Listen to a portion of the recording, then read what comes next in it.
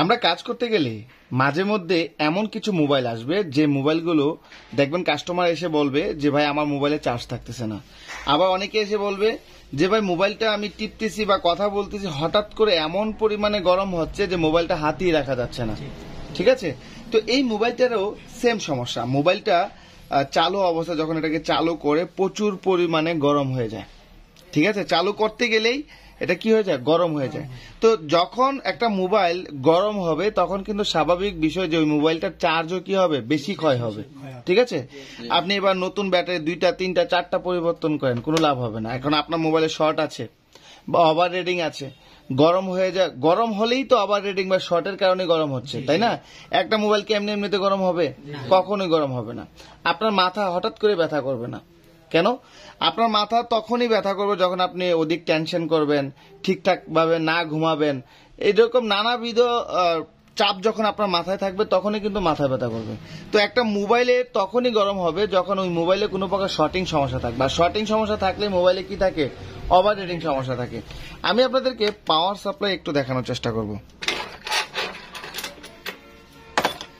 Power supply একটু লক্ষ্য করেন, আমরা পজিটিভটা পজিটিভে, নেগেটিভটা নেগেটিভে লাগাইলাম। ঠিক আছে, লাগানোর পর এখানে আমি অন অফ সুইচে চাপ দেই, কি উঠলো একটু লক্ষ্য করবেন। মোবাইল কি হোয়াইট এলসিডি। আবারও বন্ধ করলাম, খেয়াল করবেন। আমি আবার চালু করি। একটা মোবাইল যখন অন অফ সুইচের চাপ দিব তখন 1 2 4 5 6 7 করে রেডিংটা উঠবে। অর্থাৎ একটা স্বাভাবিক রেডিং যদি হয় তাহলে 1 2 4 5 6 করে 15 উপরে গেলে আমরা বুঝতে পারবো কি মোবাইলটা অন হচ্ছে, তাই না? এখন যদি এরকম হয় যে আমরা মোবাইলটাকে অন অফ সুইচে চাপ দেওয়ার পর 20 25 30 করে উঠে গেল, তখন এটা কি হয়, অস্বাভাবিক রেডিং হয়। ঠিক আছে, তো আমি অন অফ সুইচের চাপ দিয়ে আবারও লক্ষ্য করবেন, কি উঠলো 13 20 50 16 করে লাভ দিয়ে 50-এর উপরে চলে গেল। এটাকে আমরা কি বলে থাকি, ওভার রেডিং বলে থাকি। ঠিক আছে, তো একটা স্বাভাবিক মোবাইল চালু করতে গেলে কেমন আসে দেখি। একটা মোবাইলের ব্যাটারি খোলা যায়, এরকম একটা মোবাইল দেখি, দাও এটা দাও। যেমন এখানে একটা মোবাইল আছে, অন্য আর একটি মোবাইল। আমরা এই মোবাইলটা একটু চালু করতে গেলে দেখুন, লক্ষ্য করে, হ্যাঁ লক্ষ্য করেন, আমি অন অফ সুইচে চাপ দিচ্ছি, 1 4 6 10 34 করে তারপরে চালু হয়েছে, তাই না? এটা কিন্তু স্বাভাবিক রেডিং আছে। আর এটার কি স্বাভাবিক রেডিং আছে? তো এরকম অস্বাভাবিক রেডিং আসলে বা ওভার রেডিং আসলে তাইলে আমরা কিভাবে কাজ করতে পারি? আমরা আগে থেকে স্ক্রুগুলো খুলে রেখেছি, তো আমরা মোবাইলটা সম্পূর্ণ খুলবো ফার্স্ট টাইম।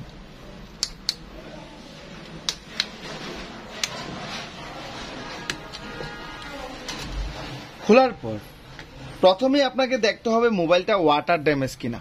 আপনার মোবাইলটা যদি পানিতে পড়া থাকে বা বাচ্চা প্রস্রাব করে দেয় বা বৃষ্টির পানি পড়ে, কোনো না কোনো ভাবে যদি পানি যায় সেক্ষেত্রেই কিন্তু আপনার মোবাইলে কার্বন তৈরি হতে পারে, জং তৈরি হয়ে যেতে পারে। আর যখন জং বা কার্বন তৈরি হবে তখনই আপনার মোবাইলে কি হয়ে যাবে, শর্টিং সমস্যা দেখাবে। ঠিক আছে, তো আমি ফার্স্ট টাইমে কি করব, আমি 1 by 1 চেক করব। ফার্স্ট টাইম আমি ক্যামেরাগুলাকে আমি এক কাজ করি, ডিসপ্লেটা খুলি, একটু ডিসপ্লেটা খুলি। কারণ এই মোবাইলগুলোর মধ্যে মাঝে মধ্যে দেখা যায় যে অডিও আইসি বা আপনার ইয়ারফোনের একটা আইসি আছে, ওইগুলো যদি সমস্যা থাকে বা শর্টেজ থাকে সেক্ষেত্রে কিন্তু এরকম ধরনের ওভার রেডিং সমস্যা দেখাতে পারে। একটু লক্ষ্য করেন, এখানে কিন্তু কাজ করা হয়েছে, কাজ করা হয়েছে না? স্টিলের প্যানেল যেহেতু ওঠানো হয়েছে অবশ্যই কাজ করা হয়েছে। আর এখানে দেখুন, এখানে একটা ইয়ার স্পিকারের আইসি ছিল, এটা কিন্তু আপাতত নাই। আর যেহেতু নাই বুঝতেই পারছি এটা কি কাজ করা হয়েছে, তাই না? তো এখন যেহেতু ওভার রেডিং আছে, ফার্স্ট টাইম আমাকে কি করতে হবে, ফার্স্ট টাইম আমাকে করতে হবে কি, আপনি সবগুলোই ডিসকানেক্ট করেন, সবগুলো লাইন ডিসকানেক্ট করেন। এই যে ক্যামেরা ডিসকানেক্ট করেন, এলসিডি ডিসকানেক্ট করেন। ডিসকানেক্ট করার পর তারপরে আপনি দেখেন যে আপনার মোবাইলে কি আছে কিনা, ওভার রেডিং সমস্যাটা আছে কিনা। আমরা ভাইব্রেটর লাইনটাকে ডিসকানেক্ট করে দিলাম। এবার আমার এখানে ক্যামেরা লাইনগুলো খোলা আছে, টাচ এলসিডি সবকিছু খোলা আছে। ঠিক আছে, এবার আমি দেখবো যে এটা ওভার রেডিং সমস্যাটা আছে কিনা। ওকে, এবার আমি ব্যাটারি কানেকশন লাগালাম, লাগানোর পর এবার অন অফ সুইচে চাপ দেই। দেখেন এখন কিন্তু ওভার রিডিংটা আমরা দেখতে পাই নাই। এখন কি ওভার রিডিং আছে? প্রথম যখন আমরা ক্যামেরা টাচ এলসিডি লাগানো অবস্থায় ছিল তখন কিন্তু আমার মোবাইলে কি ছিল, তার মানে এখন আমি বুঝতে পারছি এই যে লাইনগুলো ডিসকানেক্ট করে দিলাম, ডিসকানেক্ট করার পরে কিন্তু আমার মোবাইলে কোনো ওভাররিডিং সমস্যা নাই, তার মানে আমার মাদারবোর্ডটা কি আছে, ঠিক আছে। এবার সমস্যা তাহলে কোত্থেকে, মোবাইলটা কিন্তু চালু হয়েছে তাই না, তাহলে সমস্যাটা কোত্থেকে আছে। চলেন এবার আমি ক্যামেরা লাইনগুলো ফার্স্ট টাইম কানেকশন করব, ঠিক আছে। আগে ক্যামেরা লাইনগুলো কানেকশন করি।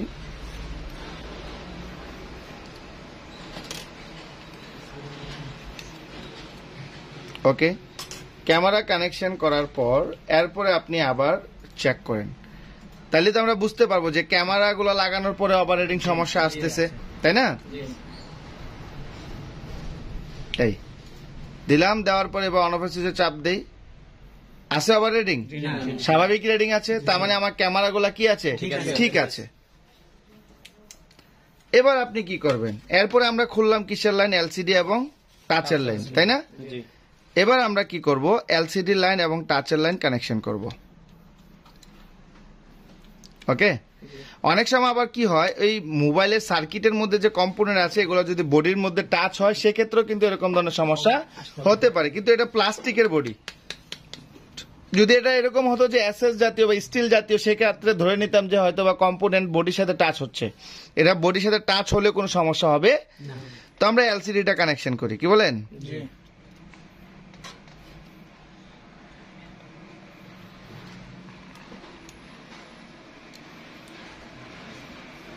ওকে, এলসিডি কানেকশন করলাম, কানেকশন করার পর এবার আবার চেক করব যে এলসিডিতে কোনো প্রকার শর্টিং এর কারণে ওভাররিডিং দেখায় কি না।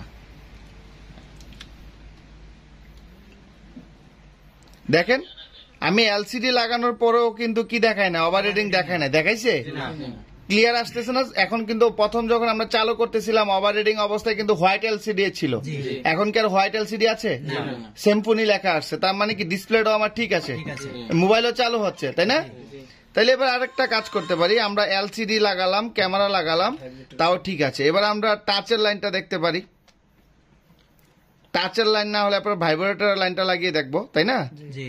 এবার আমরা টাচের লাইন কানেকশন করলাম, কানেকশন করার পর এরপরে আমরা আবার পাওয়ার সাপ্লাই লাইনটা কানেকশন করে এবার দেখব, ঠিক আছে।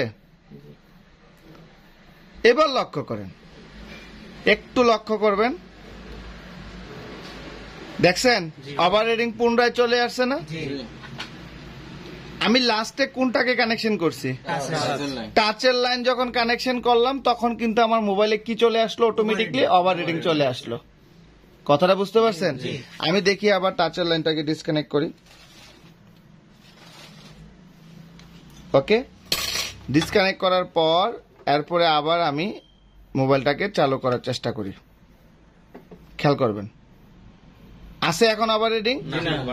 যখন আমি টাচটাকে কানেকশন করতেছি তখনই কিন্তু আমার মোবাইলে কি আসতেছে, ওভাররিডিং আসতেছে। আমি আবার টাচ লাইনটাকে কানেকশন করে আপনাদেরকে দেখানোর চেষ্টা করব। ওকে, আবারও দেখেন সেম, তার মানে এখন সমস্যাটা কোথায়, টাচের মধ্যে। হয় আমার মোবাইলের টাচ লাইনের মধ্যে কোনো সমস্যা আছে, আর না হয় আমার মোবাইলের কি টাচের মধ্যে সমস্যা আছে। এখানে যে টাচের যে কানেক্টর আছে, কানেক্টরের মধ্যে যে লাইনগুলো সম্পৃক্ত আছে ওইগুলোর মধ্যে কোনো ঝামেলা আছে, আর না হয়তো আমার টাচের মধ্যে আইসি আছে না, টাচের মধ্যে ছোট ছোট কম্পোনেন্ট আছে না, ওইগুলা যদি শর্টেজ হয়ে যায় সেক্ষেত্রেও আমার কি আসতে পারে, ওভাররিডিং আসতে পারে। আমি একটু আরো ক্লিয়ার করে দেখানোর চেষ্টা করবো, একটু ঝুম করি আমরা। লক্ষ্য করেন এখানে এই যে টাচের লাইনটা একটু লক্ষ্য করেন, দেখেন টাচের লাইনে কার্বন দেখা যায়, একটু লক্ষ্য করেন এই যে টাচের লাইনে কার্বন দেখা যায়, দেখছেন। এটাকে একটু আলগি দেই, দেখেন এই যে দেখেন দেখা যাচ্ছে কার্বন, একদম কার্বন দেখা যাচ্ছে, অর্থাৎ ময়লা, যেটাকে আমরা ঝং বলে থাকি। আমরা এটাকে কি করব, এখন একটু ওয়াশ করে দেখি, একটু কেরোসিন দিয়ে বা থিনার দিয়ে ওয়াশ করে দেখি। হ্যাঁ, দেন একটু ইয়া দেন,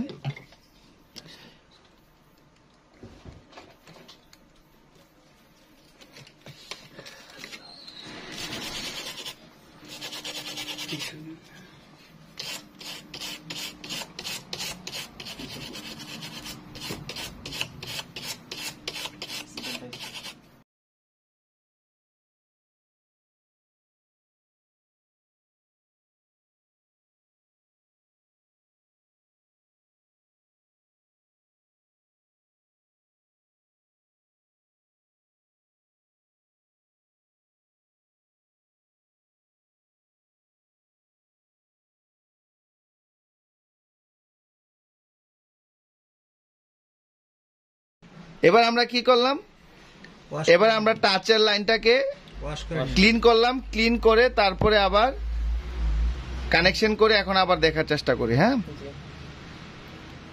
এখনো কিন্তু কি আছে, ওভার রিডিং আছে। তার মানে আমার এই টাচের মধ্যে কোনো না কোনো ঝামেলা আছে। B98 একটা নতুন টাচ নেন, তাইলে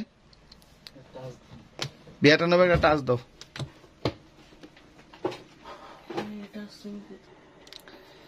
যেহেতু আমাদের এই মোবাইলের টাচ লাগানো অবস্থায়, মোবাইলে যে টাচটা আছে ওই টাচে কানেক্টরটা লাগালে ওভার রিডিং আসে। এখন আমরা একটা নতুন টাচ লাগিয়ে দেখব যে ওই নতুন টাচটা লাগালে ওভার রিডিং সমস্যা থাকে কিনা। নতুন একটা টাচ নিলাম, নেওয়ার পর ওই টাচটাকে কানেকশন করব।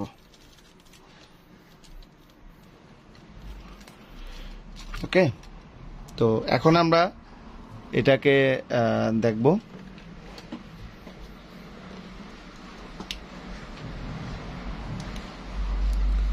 ওকে, দেখেন ওভার রিডিং আছে।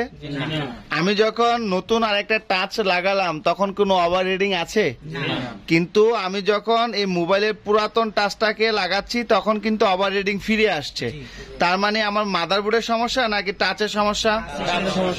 কথা ক্লিয়ার? বুঝতে পেরেছেন বিষয়টা? যখন আমরা মোবাইলের টাচটা লাগাচ্ছি তখনই কিন্তু ওভার রিডিং আসছে, আর যখন ওভার রিডিং আসতেছে তখনই কিন্তু আমাদের মোবাইলে কি সমস্যা হচ্ছে, ওই যে এলসিডি হোয়াইট হয়ে যাচ্ছে। আমরা কি বুঝতে পেরেছি কাজটা? আমরা প্রত্যেকটা কাজই কিন্তু প্র্যাকটিক্যাল দেখার চেষ্টা করেছি, ঠিক আছে?